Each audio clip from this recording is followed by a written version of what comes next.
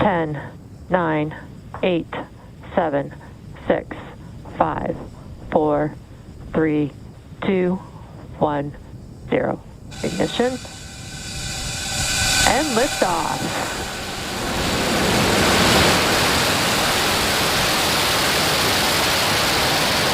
Falcon 9 is pitching downrange.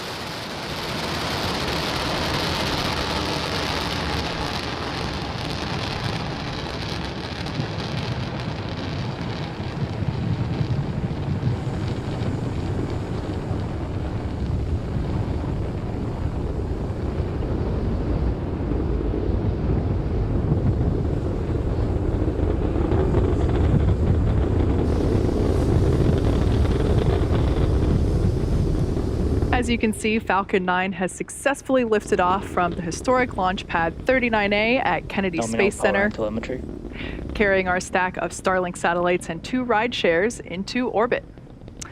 We throttle the engines down in preparation for max Q, or maximum aerodynamic pressure. This is the largest structural load that the vehicle sees during supersonic.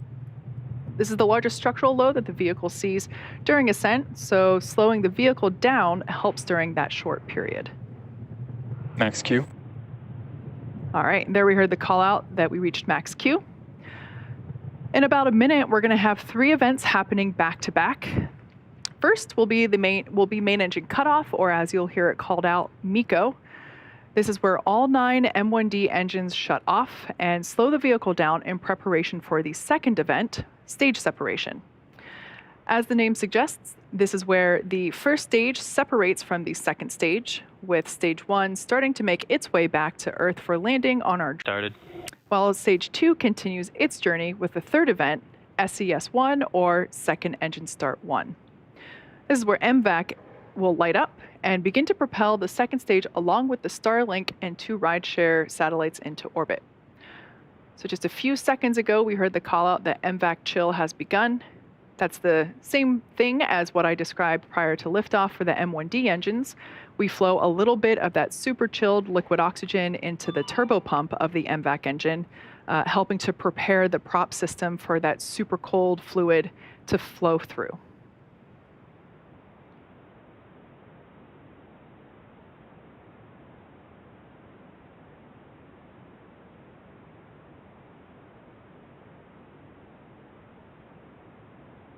So there we can see that the engine... Stage separation confirmed.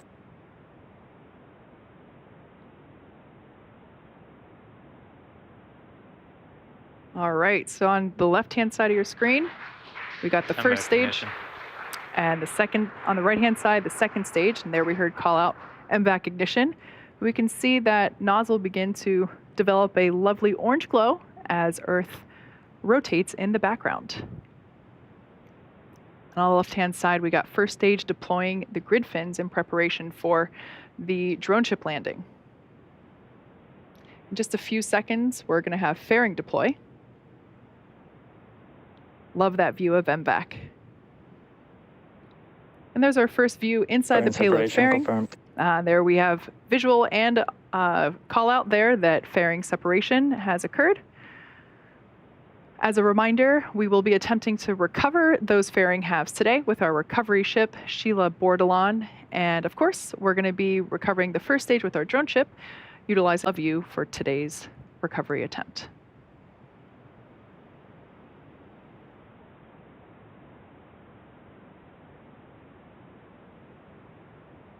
Acquisition of signal, Bermuda. As Stage 2 heads towards its targeted drop-off orbit, Stage 1 will execute 2 burns in order to make its way back to Earth. The first is the entry burn, where 3 of the Merlin 1D engines will reignite. This helps to slow the stage down as it re-enters the upper part of the Earth's atmosphere. The second burn is the landing burn, and this is a single engine burn that brings the vehicle's speed down rapidly in order to land on the drone ship. We do this at the last minute to conserve as much fuel as possible.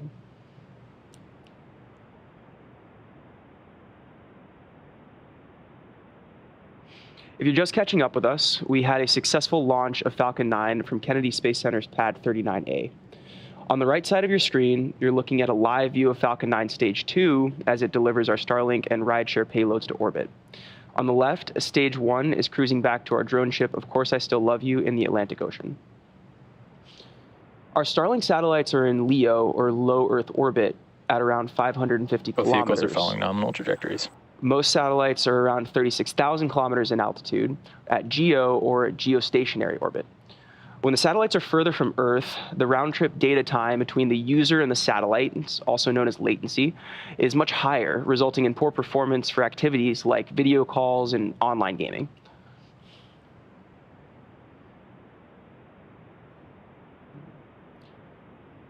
About a minute out here from entry burn. On the left-hand see the first stage as it cruises in.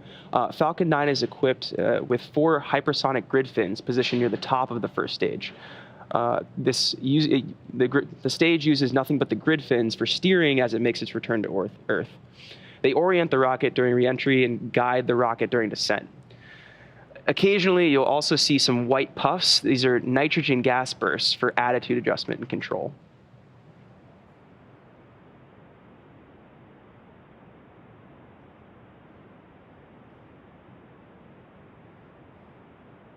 Now we're about 20 seconds out from entry burn. As a reminder, this is a 3-engine burn that is meant to slow the first stage as it hits the thicker parts of the Earth's atmosphere. Stage 1 FTS is saved. Stage 1 entry burn has started.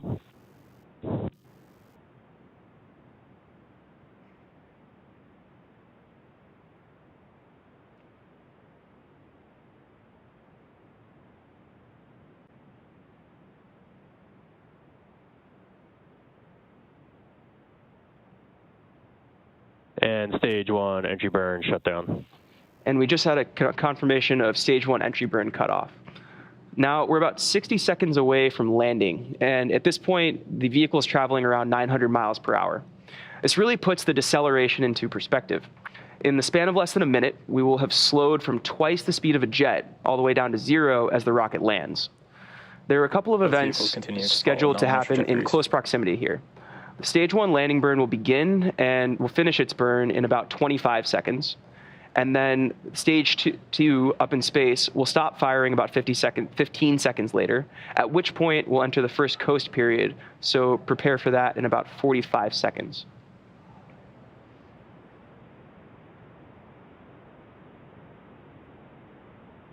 Stage 1 is transonic. Got a great view of both the first stage re-entering into the Atlantic and stage 2 as it continues on a nominal orbit.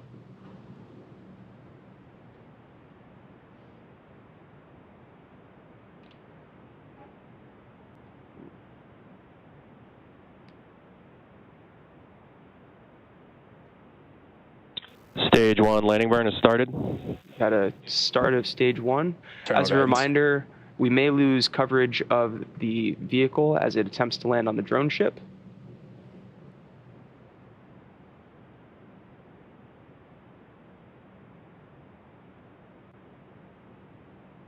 Landing legs have deployed. Landing leg deployed.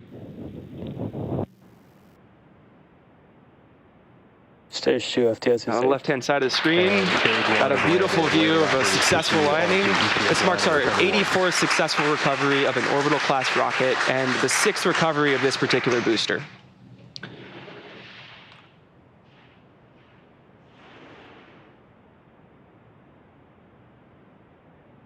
Tico. And there we had second engine cutoff 1, or SECO 1.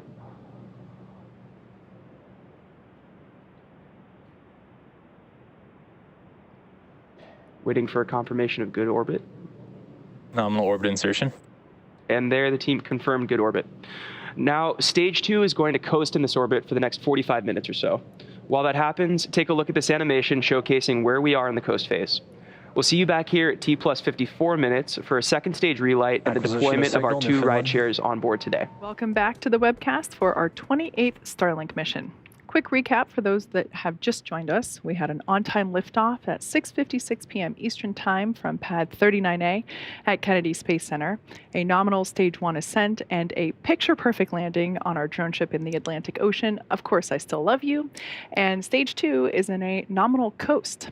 We're currently waiting for the relight of our second stage, known as SES-II, and that'll be coming up in just under 10 seconds. This is going to be a quick burn of our MVAC engine, lasting roughly 5 seconds or so.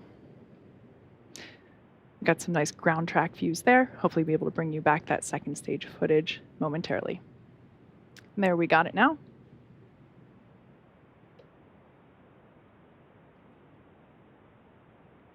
MVAC reignition. SECO-2. All right, so there, as you saw, confirmation of both the relight and the cutoff of that second engine, just a few seconds, like I said, and we're waiting to hear that we're in a good Nominal orbit. orbit insertion. All right, so there, we heard it. We're in a good orbit. Now, as a reminder, we have 2 ride shares on board today, one for Capella Space and the other for Tyvak. In just under 2 minutes, we'll have our first rideshare deployment for Capella. Capella Space is launching a Synthetic Aperture Radar, or SAR, satellite into low Earth orbit to join its growing constellation of 24/7 all-weather Earth observation satellites. Capella's automated systems collect very high-resolution, high-speed imagery of the planet's surface to help its customers make more informed economic, environmental, and policy decisions with reliable information. Following deployment on our Transporter 1 mission in January earlier this year, the Capella constellation covered breaking global events at night and through clouds, including the Ever Given's blockage of the Suez Canal and the recent volcanic eruption on St. Vincent. Once fully commissioned, each additional satellite provides Capella's government and commercial customers with more capacity and increasingly timely SAR data. Deployment of that Synthetic Aperture Radar satellite will be coming up in about 23 seconds. There we have a great view of the Starlink satellites, which we will be deploying later on. And of course, beautiful planet Earth rotating below.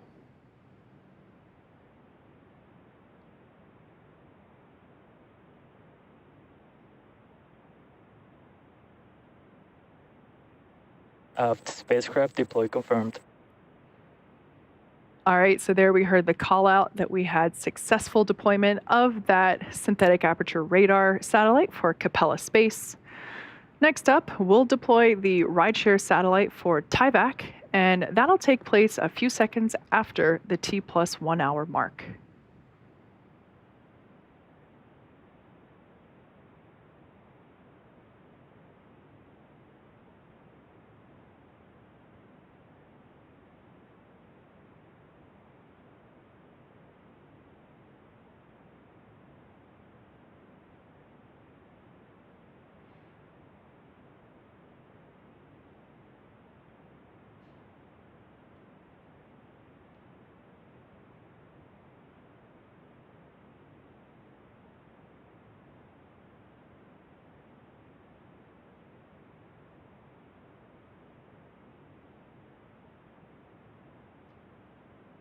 For those that are just joining us, we just deployed the Synthetic Aperture Radar a couple minutes ago for Capella Space. And next up, we'll have the deployment for our second rideshare, Tyvak.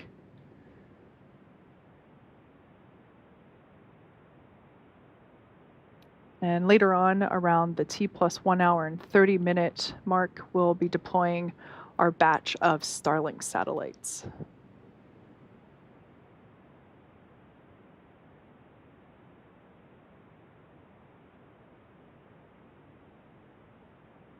Beautiful view of those Starlink satellites there on your screen now.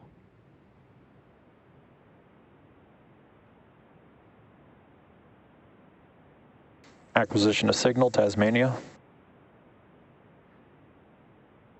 For those who may not be aware, SpaceX offers opportunities for small satellites to ride to space on existing low Earth orbit missions. This is known as a rideshare.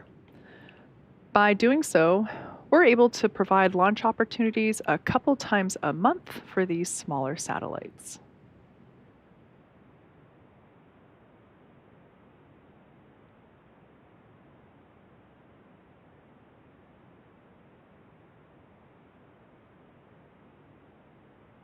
Like I mentioned earlier, instead of the usual 60 Starlink satellites that we typically launch, we've reduced that number to 52 Starlink satellites in order to make room for today's 2 rideshare payloads. We've already deployed the first of those 2 payloads, and the second one, this time for tieback, will be coming up in about 30 seconds.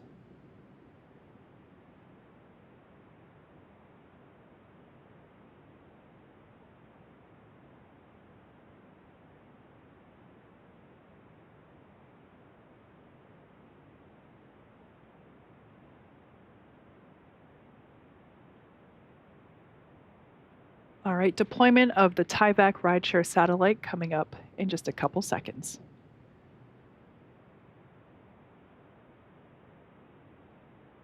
Forward spacecraft deploy confirmed. All right, there we heard the call out that second rideshare satellite has been deployed.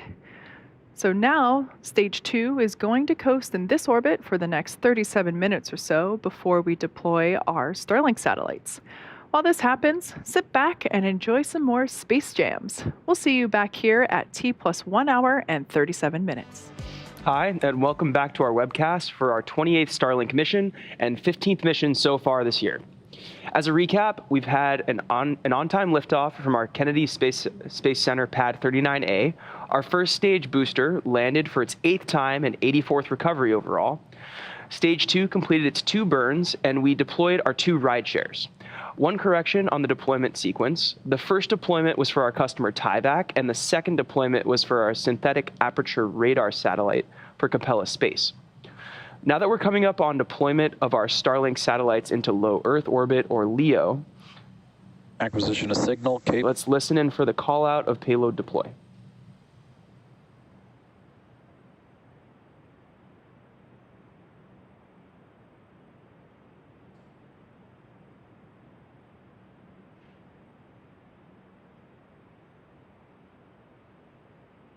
Starlink deploy confirmed.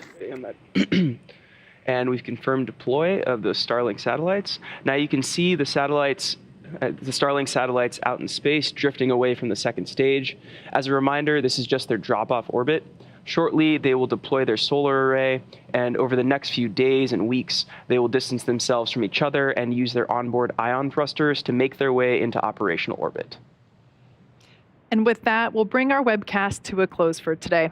Thank you to the Range and FAA for supporting today's mission. If you're interested in Starlink service, head over to starlink.com and sign up. Thanks for joining us, and have a good evening.